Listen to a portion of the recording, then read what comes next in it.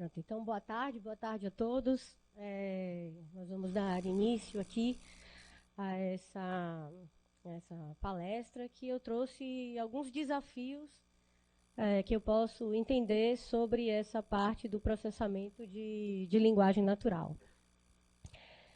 Então, como já foi falado, eu sou professora do Instituto de Computação, ele foi criado agora em junho de 2021, e nós somos hoje mais de 40 professores e que atuam em diversas áreas, dentre as quais processamento de linguagem natural.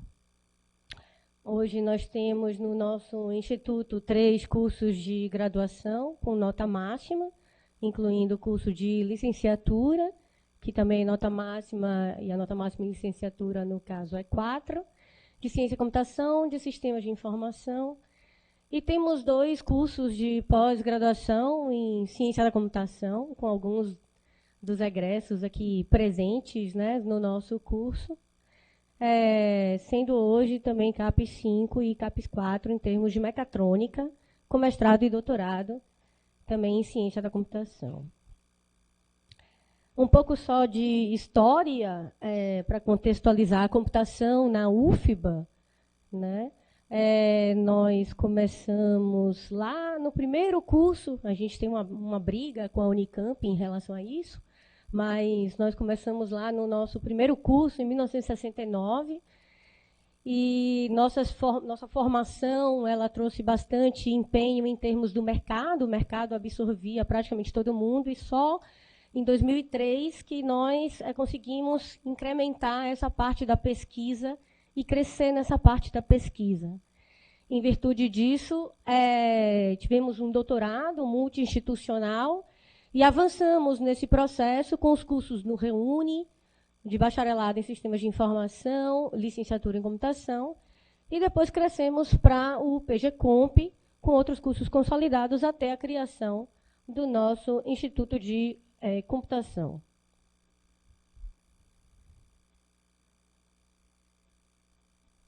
Então, só contextualizando, então, falando então dessa história, então em 2021 nós tivemos o Instituto de Computação criado, nesse caso, e aí acho que esse controle, aí, obrigado.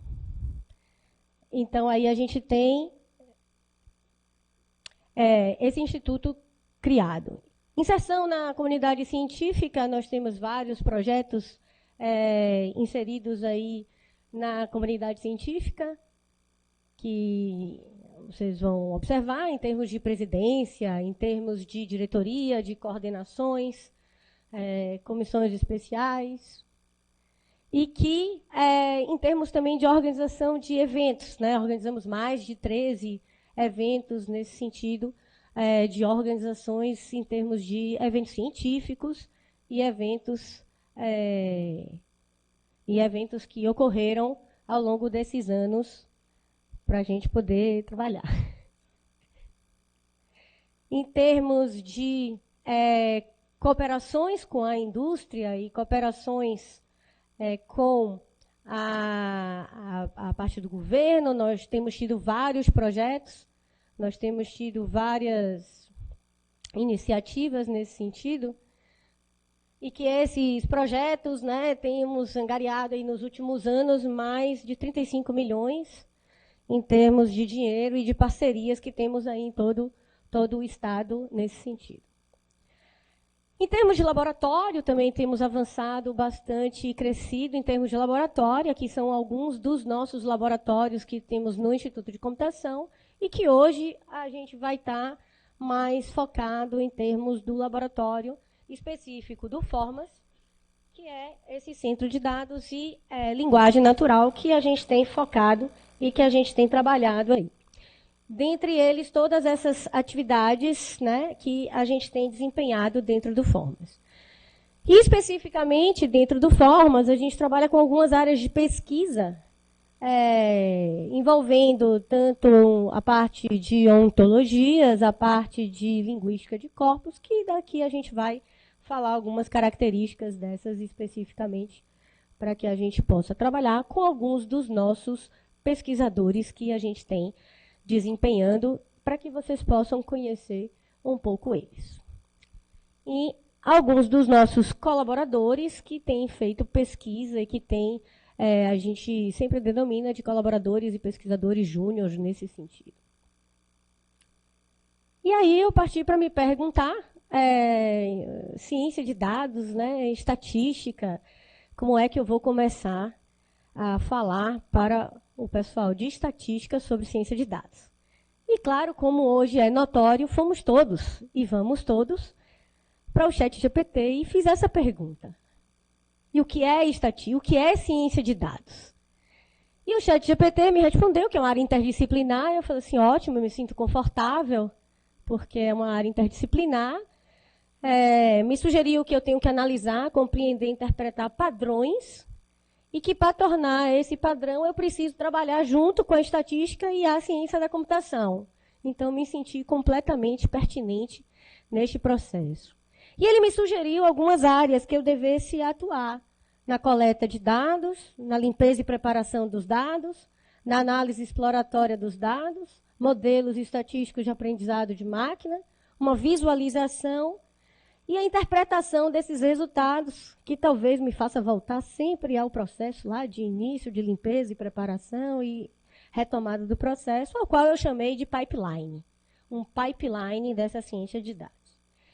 E baseado nesse pipeline sugerido, eu fiz um contorno sobre esse pipeline, o qual acredito que temos alguns desses componentes em métodos, em aprendizado de máquina, com a junção dos dados e com a parte do domínio, que é uma característica bastante interessante e precisa em termos do que a gente tem que trabalhar e que a gente tem que focar. Focado nisso, resolvi criar uma visão dessa ciência de dados mais específica para que a gente pudesse trabalhar em 3 eixos: dados, método e domínio. E são nesses 3 eixos que eu vou trazer, principalmente, quais são esses desafios em termos de dados, sendo eles vídeos e textos, em métodos, e de domínio, sendo todos eles saúde, agronegócio e jurídico, por exemplo.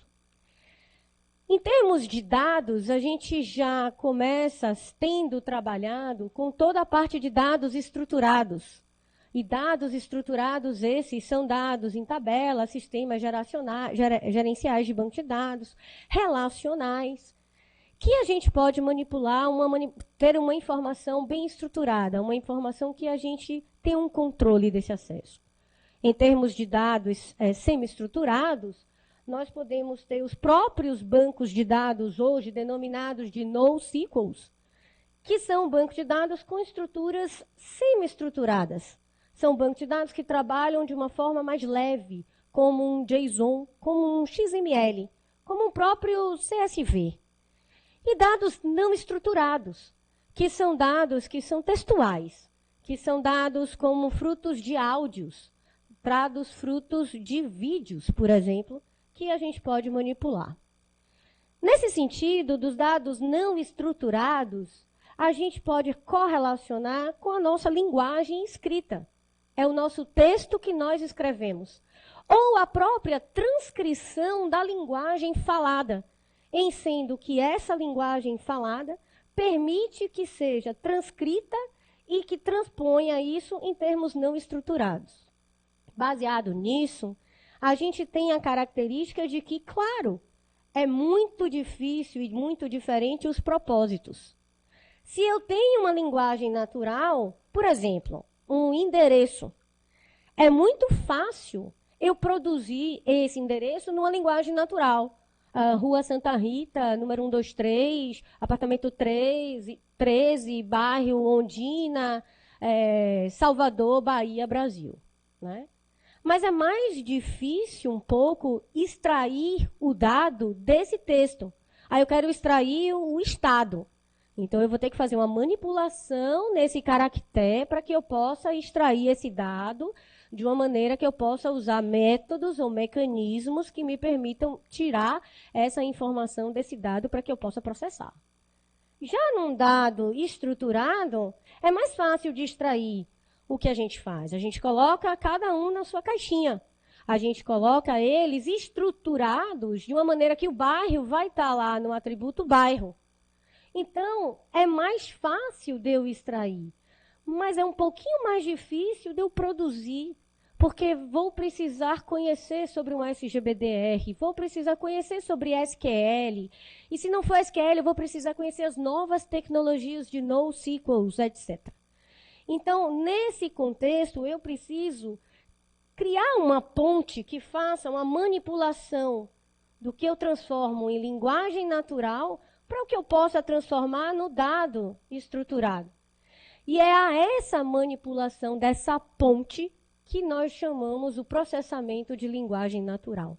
Então, o processamento de linguagem natural, ele vem justamente para que a gente possa fazer essa ponte de transpor e processar a linguagem natural e tentar transformar ele em dados estruturados para que eu possa extrair a partir daí conhecimento.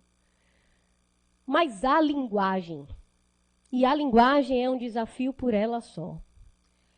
A linguagem ela é um dos elementos mais antigos, né, da nossa humanidade, mas o processamento dela começou mais ou menos a partir do século XX, onde ela é organizada em níveis. Então, aqui eu tenho o nível fonético, fonológico, a morfologia, a sintaxe, a semântica e a pragmática. A fonética e a fonologia, ou fonético, fonológico, o fonético é quando os filhos, os bebês, começam a dar aqueles primeiros sons, blá, blá, blá, blá, blá. Isso começa o lado fonético. Fonético com fonológico permite que a gente passe a definir quais são os sons que nós trabalhamos em termos de linguagem. Como falamos, por exemplo, aqui sendo um fórum do Nordeste, nós vamos ter diferentes formas de pronunciar a própria palavra tesoura. Muitos de vocês vão falar tesoura, muitos de vocês vão falar tesoura, muitos vão falar tesoura e outros vão falar tesoura. Essas pronúncias são estudadas por um projeto chamado Atlas Linguístico do Brasil, que mapeia justamente isso. E é um projeto fascinante também. E aqui nós temos como é tesoura na fonologia, na fonético-fonológico, e como o falante disse tesoura, em termos fonéticos. Crescendo em termos linguísticos, nós temos a morfologia para entender os morfemas que compõem, eu estou falando de uma palavra. Pegamos uma palavra feliz e a partir dela temos os morfemas in, o morfema mente. E construímos várias outras palavras a partir daí. Se a gente sobe e partimos para sentenças, para frases, complementamos isso no nível de complexidade, trazemos os sintagmas. Um lugar, que aqui seria o determinante com o nome, um sintagma nominal, e um sintagma verbal, inspira apreensão. E que isso está sendo combinado no nível de frase, no nível de sentença, né? Subindo mais ainda o nível, chegamos no nível semântico. Planta industrial ou planta referente à flor? Quantas mangas, a nossa pergunta clássica, né, tem essa camiseta? E entrando para esse nível do pragmático, que é o nível do discurso, nós temos uma charge, e que são várias charges que acontecem quando você questiona essa parte de entendimento, é que somente com o discurso, somente com a conversa, é que você compreende o significado do que se quer. Então, esses níveis permitem que a gente tenha várias interpretações em relação a toda essa característica dos dados não estruturados. Então, uma simples gramática como o, a, como determinantes, mocinha e vilão, como nomes, e verbo, como beijou, você já consegue fazer, por exemplo, aqui duas sentenças, a mocinha beijou o vilão e o vilão beijou a mocinha. Em considerando essas características e entrando em termos das frases, nós temos árvores sintáticas que permitem criar essas gramáticas, baseado nesse léxico. Então, o vilão beijou a mocinha. Nós temos aqui uma árvore de derivação sintática, beijou com uma árvore de derivação com sintagma vermal. E a gente consegue delimitar um e consegue delimitar o outro. Eu estou tentando estruturar a minha linguagem falada, a minha linguagem natural. E baseado nisso, outros já tentaram estruturar, desde 1957, Chomsky tentou estruturar também numa linguagem baseada em constituintes, e agora, em 2005, foi padronizado no que nós chamamos de UD, Universal Dependencies, que são as dependências universais.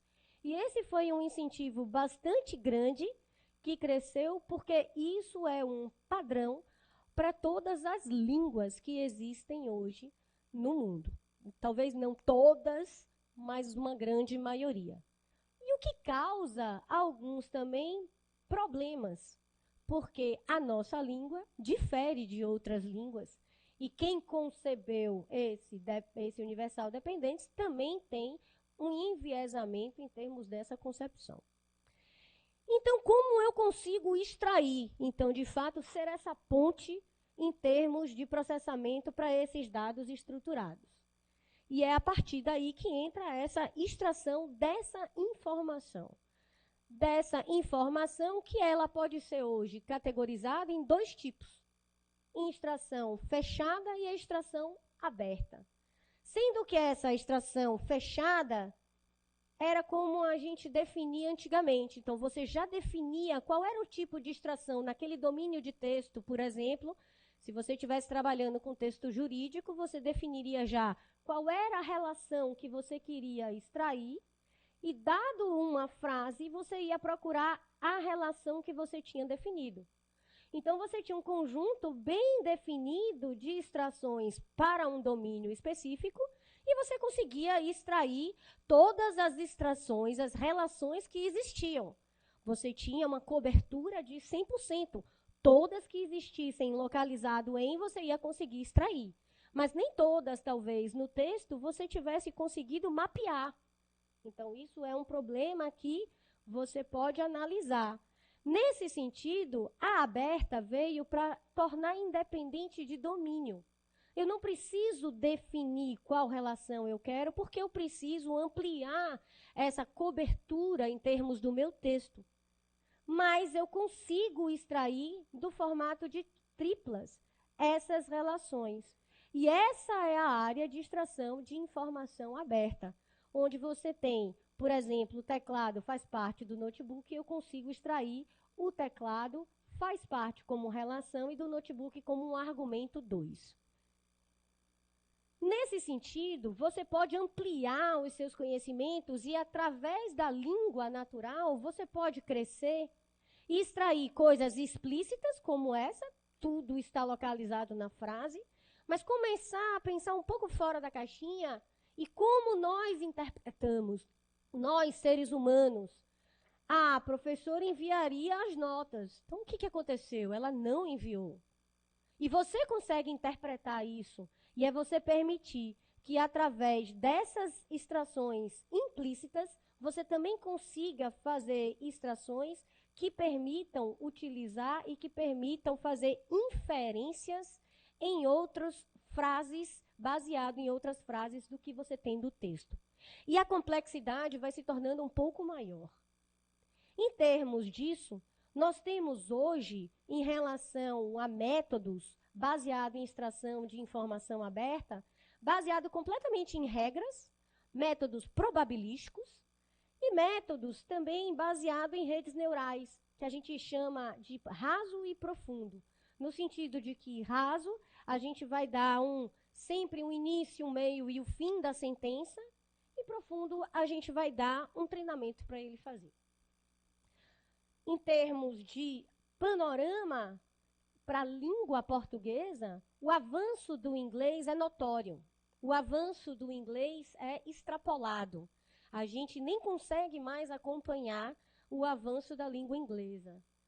E da língua portuguesa, nós temos feito um trabalho bastante promissor em relação às formas e aos métodos, dos quais a gente tem hoje, em termos do carro-chefe, esse método que é um extrator de triplas. E para que serve?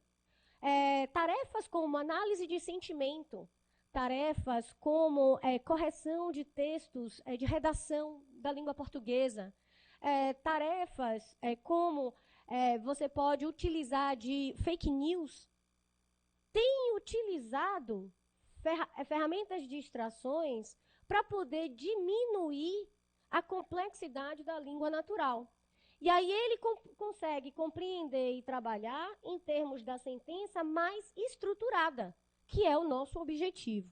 Então, aqui, por exemplo, o dono da fazenda viajou para Salvador ontem, através de uma análise de dependência, que é aquela análise que eu mostrei anteriormente para vocês, nós conseguimos extrair triplas, como o dono da fazenda viajou para Salvador, o dono viajou ontem e o dono viajou para Salvador ontem. Coisas que você já não conseguiria extrair se você tivesse uma extração fechada, porque você iria procurar por uma sentença só, por uma relação só. Nesse sentido, você pode ampliar. Repare, conjunções coordenadas, eu gosto de banana, maçã e pera. Como você consegue? Você entende que ele gosta de banana, maçã e pera, e isso discriminadamente. Mas como você consegue fazer que a máquina comece a entender isso de uma maneira um pouco mais estruturada? E a partir daí, existem questões mais complexas, como o aposto, que é uma questão extremamente difícil na linguagem natural. O diretor do Hospital Júlio vendeu sua fazenda. Então, o que a gente traz, como a gente consegue extrair isso já para a língua portuguesa, mas em sendo desafios de línguas que a gente tem para trabalhar. Nesse sentido, eu propus 5 potencializações desses desafios, que são desafios que foram embutidos e que trazem, em termos da extração de informação aberta, para trabalhos que estejam trabalhando e desenvolvendo ciência de dados com textos, né? E, nesse caso, a gente começa por essa linguagem, onde a gente tem a própria sintaxe, ou seja, a própria árvore sintática que a gente pode analisar. Então, eu tenho aí o menino, eu vi o menino com o telescópio, né? A depender dessa estrutura da árvore, você tem extrações que podem ser do tipo eu vi, porque aqui eu estou trazendo eu vi para o verbo, o menino. Eu vi com o telescópio, sem ter o menino, porque aqui eu tenho um sintagma nominal que permite um preposicional. E eu posso trazer todo o sintagma verbal junto. Eu vi o menino com o telescópio. Veja quantas coisas você consegue extrair que nós bastamos ler a sentença que a gente entende. Então, nesse sentido, se eu tivesse uma outra estrutura em aqui não sendo um sintagma nominal, mas sendo um sintagma verbal, as extrações já seriam um tanto diferentes. Porque eu teria eu vi o menino com o telescópio, ou aqui a extração toda, eu vi o menino na relação com o telescópio, ou eu vi o menino. Isso tem um impacto na tarefa que você está pensando em fazer ao utilizar depois a extração de informação. Porque você pode estar deixando de pegar, por exemplo, uma análise de sentimento, deixando de pegar uma parte importante no argumento 2 que vai servir para posicionar o seu sentimento em positivo, negativo ou neutro. Você pode estar deixando de pegar determinadas características que, com o extrator, permite trabalhar. Então, nesse sentido, a linguagem, ela traz vários desafios. Outro deles é o desafio das multipalavras. Aqui, a gente já consegue reconhecer como nome próprio a Universidade Federal da Bahia e a Daniela Claro. Mas, de fato, o que a gente tem é que a gente consegue extrair, baseado nisso, o que a gente chama do reconhecimento de entidades nomeadas, baseadas em papel e localização, e que a gente tem todo o argumento baseado no que a gente tem, especificamente composto, num sentido de trabalhar com essa característica, considerando que isso aqui é uma coisa só. Não é universidade separada e a Universidade da Bahia separada.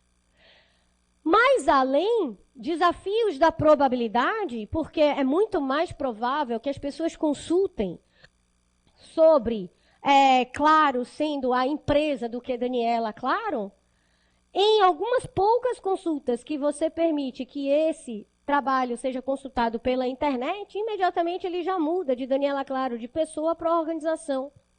Porque ele já reconhece que a probabilidade de ser Claro a organização é muito maior do que Claro ser a pessoa que se refere a uma pessoa.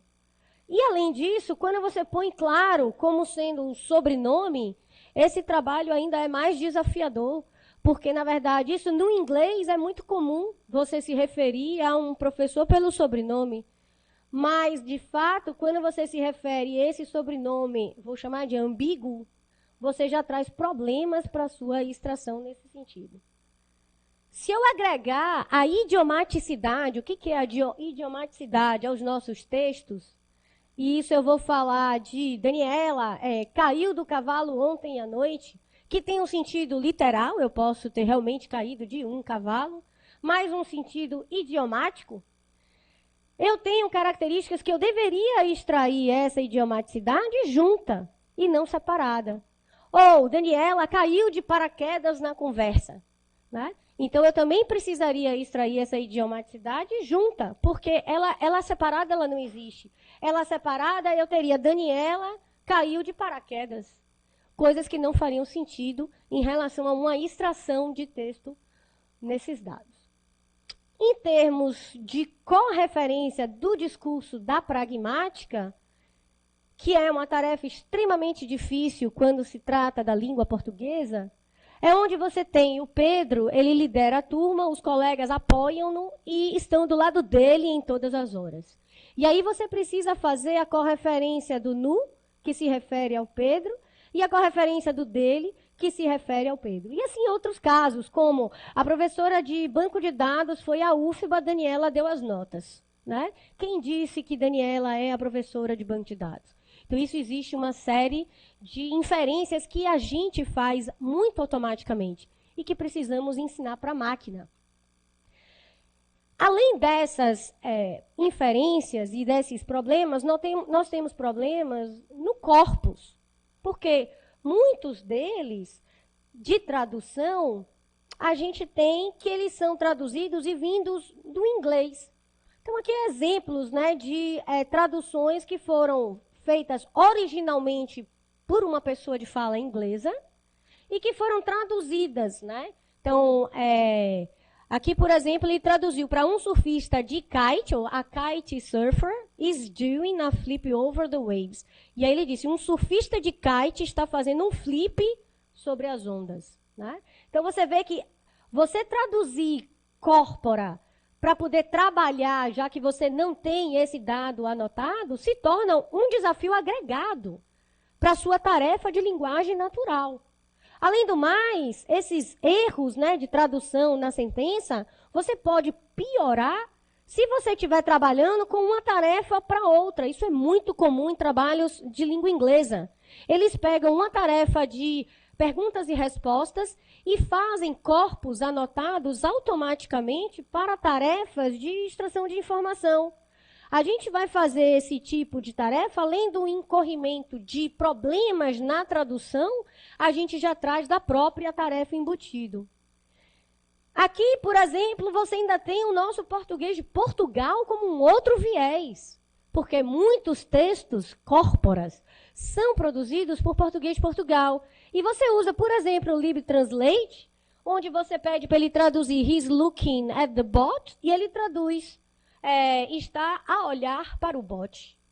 E isso você traz para a sua aplicação. Mas você não vai querer, enquanto usuário, ler isso, porque não faz parte do que você está trabalhando. Então, além dos desafios, a gente ainda tem os próprios desafios do português para o português do Brasil, né?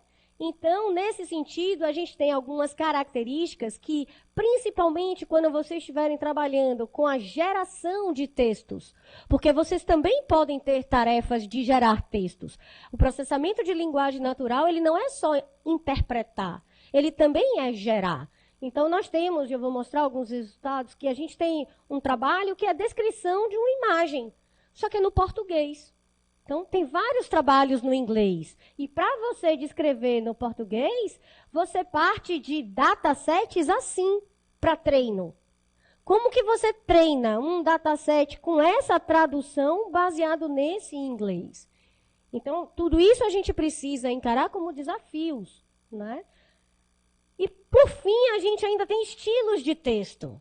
Se aqui alguém já trabalhou com Twitter, sabe o quão difícil é processar mensagens do Twitter.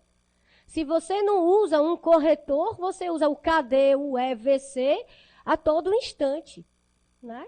Então, aqui a gente tem o mapeamento desses textos, né, jornalísticos, Twitter, e textos históricos que tratam do português mais arcaico, que também precisam de uma atenção especial, principalmente se você quiser fazer uma análise de evolução da língua, ou uma análise de evolução desses termos.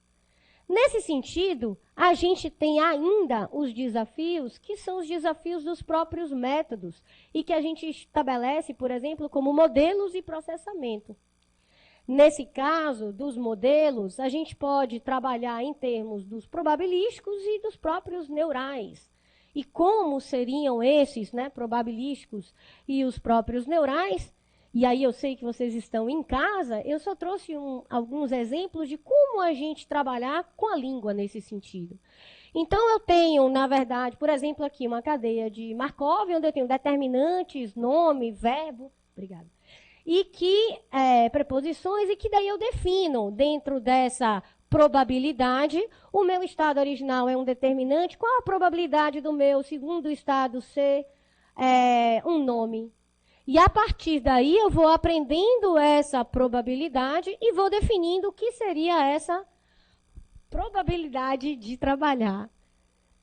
E nesse sentido, a gente tem as cadeias de Markov, no caso, por exemplo, de ordem 2, é onde você já diz, olha, eu tenho um determinante e um nome. E daí a gente funciona trabalhando em termos de nomes, em termos de especialidades, mas com poucos estados passados. E o que é poucos estados passados? Significa que é poucas palavras antes e depois da frase. E que você tem que trabalhar com isso de uma maneira que você, se não pegar esses estados passados ou para frente, você não vai entender o contexto. E se você não entende o contexto, você acaba que não entende o sentido. Então, em termos probabilísticos, por exemplo, se a gente pega um n-grama, a gente já pega um pouquinho do bigrama, no atirei o pau no gato, você já consegue pegar um pouquinho mais do contexto. Então, para análise de sentimento, isso aqui era o bigrama era bastante usado, porque você conseguia, dado o atirei, qual é a probabilidade de ser um sentimento ruim, e, na verdade, a gente tinha ali o atirei como sendo sentimento, você fazia toda essa análise e tinha o total desse sentimento do texto como sendo, por exemplo, atirei o pau no gato é um texto de sentimento ruim, né?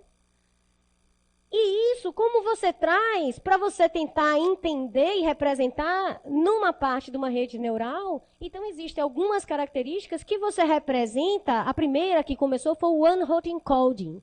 O que é isso? É você contar as palavras. Ó, eu gosto de batata, você diz, ó, eu é nessa posição, gosto é nessa, dia é nessa, batata é nessa. E você representa. Só que isso aqui vai tornar uma matriz muito esparsa, né? Vai ter uma representação muito esparsa, porque você vai ter imagine, isso aqui tudo é o seu vocabulário, e você vai ter muitos zeros nesse vocabulário. E você vai crescendo nisso, e vai ampliando e melhorando a sua representação, e você pode, por exemplo, no eu gosto de batatas, representar assim, mas você também não leva em consideração, nesse saco de palavras, você não leva em consideração a ordem dessas palavras, a organização dessas palavras. Então, fica tudo muito solto. Eu já vou adiantar. E aí, o que acontece com essas representações é que você pode crescer na frequência, crescer nos TF-DFs, você pode crescer nos bigramas, você pode crescer e ampliar. Só que nenhum desses aqui tem uma representação, é baseado toda na frequência, mas não é baseado na semântica. Você tem pato e patinho e você vai dizer que essa representação vetorial de pato e patinho é só pela frequência que eles aparecem. Então, se patinho nunca apareceu, ele vai ter uma representação completamente distorcida no seu modelo. Então, você precisa ter representações vetoriais que levem em consideração essa semântica. E essa representação vetorial, que considera esse sentido, é onde você tem novos contextos que começam a aparecer e que você consegue representar a famosa rainha e rei, mulher e homem. Com esses significados sendo próximos de espaços semânticos que você agora vai correlacionar. E esses espaços semânticos é que você avança no que a gente chama desses vetores que a gente viu de esparsos e que a gente passa a chamar nesses vetores que a gente passa a ter um espaço semântico melhor definido de embeddings. E que esses embeddings, que são todos esses aqui, têm características que são bastante semelhantes e que são bastante importantes no sentido de que os embeddings estáticos, eles são fixos, mas os embeddings dinâmicos, eles já são móveis. E por serem móveis, a gente já consegue ajustar esses embeddings a características específicas.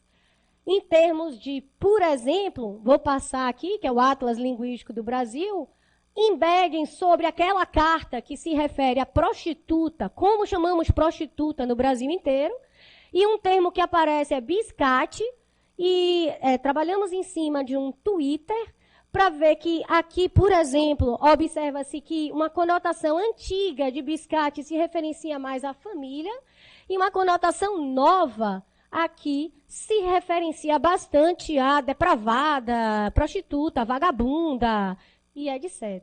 Então, vocês começam a ver uma representação vetorial nesse sentido. E agregando essa parte dos vetores semânticos que são ajustáveis, você consegue ter... Eu sentei, por exemplo, no banco com uma representação vetorial, mas você já consegue ter... Eu depositei o dinheiro no banco como outra representação vetorial. E que você passa a desambiguar aquele termo que você tem. E baseado nisso, volta para a língua portuguesa, que tem diferentes associações e diferentes manipulações vetoriais que o inglês não tem. A gente, quando fala amarelo, a gente conjuga junto. A gente olha o gênero. O inglês não olha. A gente, quando traz características, então, numa semântica que a gente tem em termos vetoriais de encoders e decoders, que você leva o contexto, que a gente aqui trabalhou com bigramas, com 2 contextos, a gente tem características que a gente precisa dar mais atenção a esse cara aqui. Quem é esse cara? Encoder, decoder. E quem é esse cara? Contexto. Quem é esse contexto? Esse contexto que precisa de atenção. E que atenção é essa? Supondo que eu tenho uma imagem ali do cachorro embaixo da cama, a atenção vai fazer isso.